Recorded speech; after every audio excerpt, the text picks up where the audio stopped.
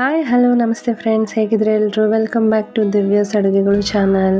ಇನ್ನು ಯಾರೆಲ್ಲ ನನ್ನ ಚಾನಲ್ನ ಸಬ್ಸ್ಕ್ರೈಬ್ ಮಾಡ್ಕೊಳ್ದೆ ನೋಡ್ತಾ ಇದ್ದೀರಾ, ದಯವಿಟ್ಟು ಸಬ್ಸ್ಕ್ರೈಬ್ ಮಾಡ್ಕೊಳ್ಳಿ, ಲೈಕ್ ಮಾಡಿ, ಶೇರ್ ಮಾಡಿ, ಕಮೆಂಟ್ ಮಾಡಿ. ಇವತ್ತಿನ ರೆಸಿಪಿ ಏನಪ್ಪ ಅಂತಂದರೆ ರೆಸ್ಟೋರೆಂಟು ಮತ್ತು ಸ್ಟ್ರೀಟ್ ಸ್ಟೈಲಲ್ಲಿ ಮಾಡುವಂತಹ ಪುದೀನ ಕಬಾಬು.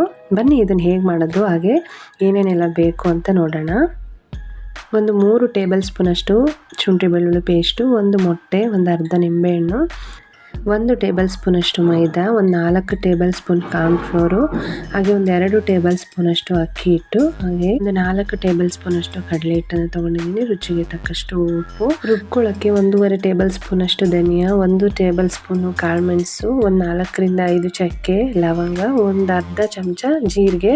ಇದನ್ನೆಲ್ಲ ತೊಗೊಂಡು ನಾನು ಒಂದು ಮಿಕ್ಸರ್ ಜಾರ್ಗೆ ಹಾಕ್ಕೊಂಡು ಇದ್ರ ಜೊತೆಗೇ ನಾನಿಲ್ಲಿ ಹಸಿಮೆಣಸಿನ್ಕಾಯಿ, ಶುಂಠಿ, ಬೆಳ್ಳುಳ್ಳಿ, ಹಾಗೆ ಕೊತ್ತಂಬರಿ ಸೊಪ್ಪು ಮತ್ತು ಜಾಸ್ತಿ ಪ್ರಮಾಣದಲ್ಲಿ ಒಂದು ಕಟ್ಟಲ್ಲಿ ಒಂದು 3/4 ಕಟ್ಟಷ್ಟಾದರೂ ನೀವು ಪುದೀನ ಸೊಪ್ಪನ್ನು ಹಾಕ್ಕೋಬೇಕು. ಶುಂಠಿ ಬೆಳ್ಳುಳ್ಳಿ ಯಾಕೆ ಹಾಕ್ತಾಯಿದ್ದೀನಿ, ಆಲ್ರೆಡಿ ಶುಂಠಿ ಬೆಳ್ಳುಳ್ಳಿ ಪೇಸ್ಟ್ ತೊಗೊಂಡಿದ್ದೀನಲ್ಲ ಅಂತ ಯೋಚನೆ ಮಾಡ್ತಿರ್ಬೋದು ನೀವು.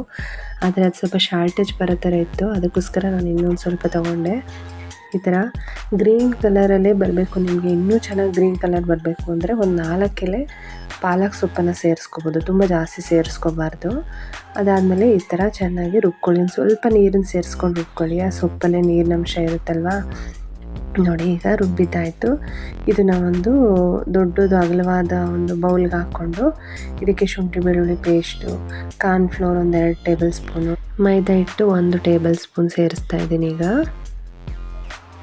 ಇದಾದಮೇಲೆ ಅಕ್ಕಿ ಹಿಟ್ಟು, ಇದನ್ನು ಕೂಡ ಒಂದು 2 ಟೇಬಲ್ ಸ್ಪೂನ್ ಅಷ್ಟು ಸೇರಿಸ್ತಾ ಇದ್ದೀನಿ. ಕಡಲೆ ಹಿಟ್ಟು, ಇದನ್ನು ಕೂಡ ಒಂದು 4 ಟೇಬಲ್ ಸ್ಪೂನು, 1 ಮೊಟ್ಟೆ,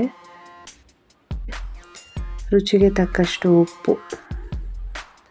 ಈಗ ಎಷ್ಟು ಬೇಕೋ ನಿಮ್ಮ ರುಚಿಗೆ ನೋಡಿಕೊಂಡು ಹಾಕ್ಕೊಂಡು ಇದನ್ನೆಲ್ಲ ಚೆನ್ನಾಗಿ ಮಿಕ್ಸ್ ಕೊಟ್ಕೊಳ್ಳಿ. ಒಂಚೂರು ಗಂಟು ಥರ ಏನೂ ಇರಬಾರ್ದು, ನೀಟಾಗಿ ಬ್ಲೆಂಡ್ ಮಾಡಿಕೊಂಡು ಚಿಕನ್ನ ನಾನಿಲ್ಲಿ ಒಂದು 3/4 kg ಅಷ್ಟು ಚಿಕನ್ ತೊಗೊಂಡಿದ್ದೆ, ತೊಳೆದು ಇಟ್ಕೊಂಡಿದ್ದೆ. ಈ ಥರ ಇದನ್ನು ಕಲಸಿ ಇಟ್ಬಿಡಿ. ಒಂದು 30 ಮಿನಿಟ್ಸ್ ಆದರೂ ನೀವು ಕ್ಲೋಸ್ ಮಾಡಿಟ್ಬಿಡಿ. ಈಗ 30 ಮಿನಿಟ್ಸ್ ಆದಮೇಲೆ ನಾನು ಇದಕ್ಕೆ ನಿಂಬೆ ರಸನ ಹಿಂಡ್ಬಿಟ್ಟು, ಇದಕ್ಕೊಂದು ಟಿಪ್ಸ್ ಏನಪ್ಪ ಅಂದರೆ ನಿಮಗೆ ತಿನ್ನಬೇಕಾದ್ರೆ ಗರಿ ಗರಿಯಾಗಿ ಬರಬೇಕು ಅಂತಂದರೆ ಇನ್ನೇನು ನಾವು ಎಣ್ಣೆಗೆ ಬಿಡ್ತೀವಿ ಅನ್ನೋ ಟೈಮಲ್ಲಿ ಒಂದು 2 ಟೇಬಲ್ ಸ್ಪೂನಷ್ಟು ಕಾರ್ನ್ಫ್ಲೋರು ಅಥವಾ ಕಡಲೆ ಹಿಟ್ಟು, ಎರಡರಲ್ಲಿ ಯಾವುದಾದ್ರೂ ಒಂದನ್ನು ಹಾಕ್ಕೊಂಡು ಮಿಕ್ಸ್ ಮಾಡಿಕೊಂಡು ಆಮೇಲೆ ಸ್ಟವ್ ಆನ್ ಮಾಡಿಕೊಂಡು ನಾನು ಆಗಲೇ ಎಣ್ಣೆ ಕಾಯಕ್ಕೆ ಇಟ್ಟಿದ್ದೆ. ಈಗ ಮೀಡಿಯಮ್ ಫ್ಲೇಮಲ್ಲಿ ಇಟ್ಕೊಂಡು ಒಂದೊಂದಾಗಿ ಬಿಡಬೇಕು. ಎಷ್ಟು ಚೆನ್ನಾಗಿರುತ್ತೆ ಗೊತ್ತಾ ತಿನ್ನೋಕ್ಕೆ, ಮಕ್ಕಳಿಗಂತೂ ತುಂಬಾ ಇಷ್ಟ ಆಗುತ್ತೆ. ಇದಕ್ಕೆ ಯಾವುದೇ ರೀತಿ ಫುಡ್ ಕಲರ್ ಆಗಿರ್ಬೋದು ಈ ಥರದ್ದನ್ನೆಲ್ಲ ಹಾಕಿಲ್ವಲ್ಲ ನಾವು, ಹಾಗಾಗಿ ಇದು ಹೆಲ್ದಿ ಆಗಿರುತ್ತೆ. ಚಿಕ್ಕವರಿಂದ ಹಿಡಿದು ದೊಡ್ಡವ್ರವರೆಗೂ ಆರಾಮಾಗಿ ತಿನ್ಬೋದು. ಈ ಥರ ಮೀಡಿಯಮ್ ಫ್ಲೇಮಲ್ಲೇ ನಿಧಾನವಾಗಿ ಬೇಯಿಸ್ಕೊಳ್ಳಿ.